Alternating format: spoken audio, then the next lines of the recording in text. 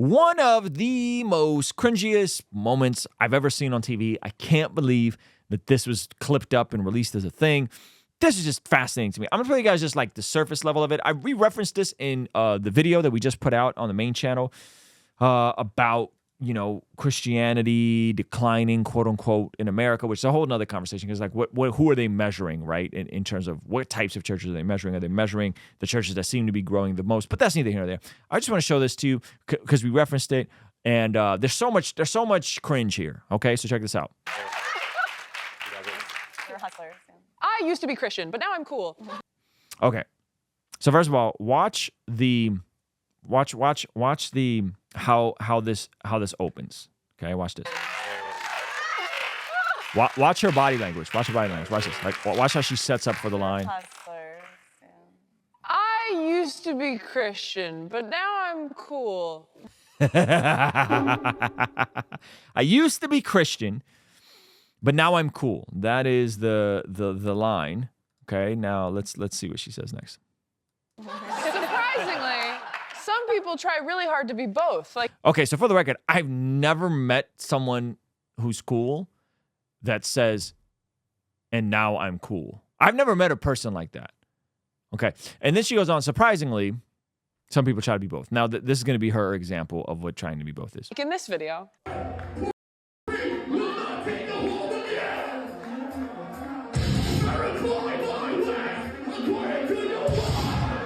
So this is death metal, Christian death metal, which death metal has a real deep connection to Christians at the kind of the forefront of that scene. And the guy says, "If you will not take a hold of me." So she's already not like knocking the fact that it's death metal. But this, I mean, it's kind of hard.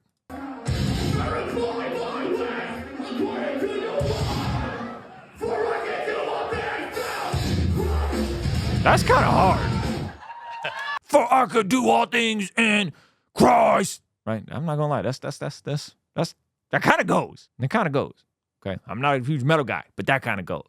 Okay. Now this right here is like, who approved this to be on TV? This is where I kind of like the need to make light of things that are like categorically destructive and unhealthy to society. Watch this. Wow. This might be obvious, but you probably wouldn't be so angry if you just looked at some. Just a note. I like what this Christian metal band is going for. So panelists, I'm going to play some metal music, and I want you to share a positive, hardcore Christian message. So the joke to tell them that if they licked on some they wouldn't be as mad. The ironic part about this is that outside of the strong overlap between people being trafficked in that world, a lot of what people consume is usually people being trafficked in that world or coerced in some way, shape, or form, is the almost overwhelming consensus that is awful for people. It's not good. Like it's not good. So this is like some weirdo writers thought it would be funny to make a light of people who are saying, I'm going to vow not to look at this stuff. Despite all the psychological research saying that, yeah, this stuff's terrible for you. It's awful for you. It's awful for you, right? And to make light of that. And then they keep making light of that. And so it's like, what's the alternative? Like, let's all be addicted to this stuff. Let's all indulge in other people dehumanizing themselves, oftentimes illegally. Taylor. See her cap will burn you gay. Based on what I learned in church, you lose a minute off your life every time you bathe. So I only got 3 days left. Aiden. It's weird that Jesus likes this music. It's weird that Jesus likes this music. Taylor is currently in the lead with 1,800 points.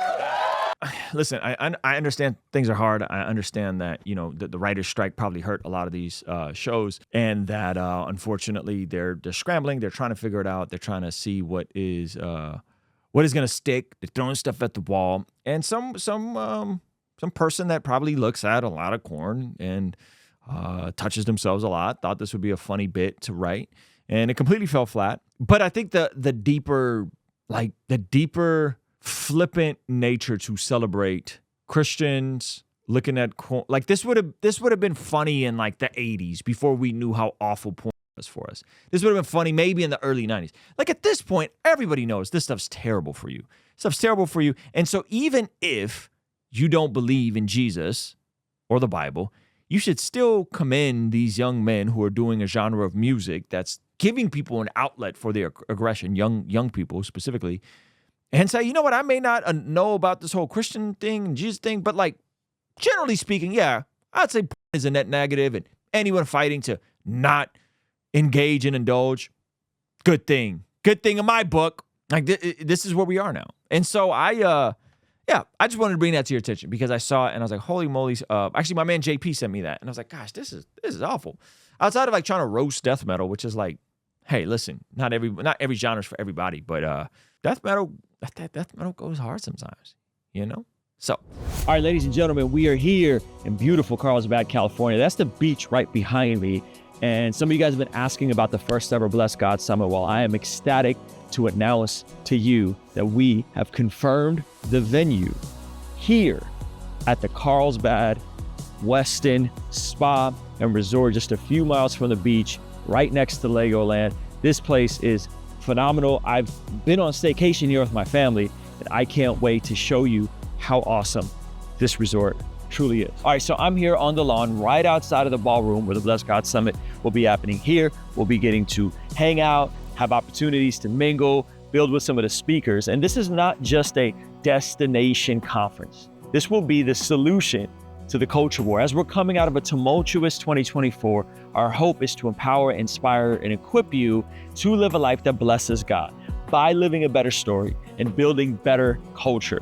So we're not just gonna be sitting down for 8 hours a day and having speakers pour into you. That will be some of it, but this will be an interactive, creative approach to make sure that the information and the transformation hits you in a way that has an impact and empowers you to be the light and the salt that Jesus talks about in Matthew chapter 25. While we're more divided than ever before, while nihilism and despair is spreading everywhere, we want to make sure that we come together and give you guys an opportunity to grow in hope, to grow in faith, grow in vision by our incredible lineup of speakers.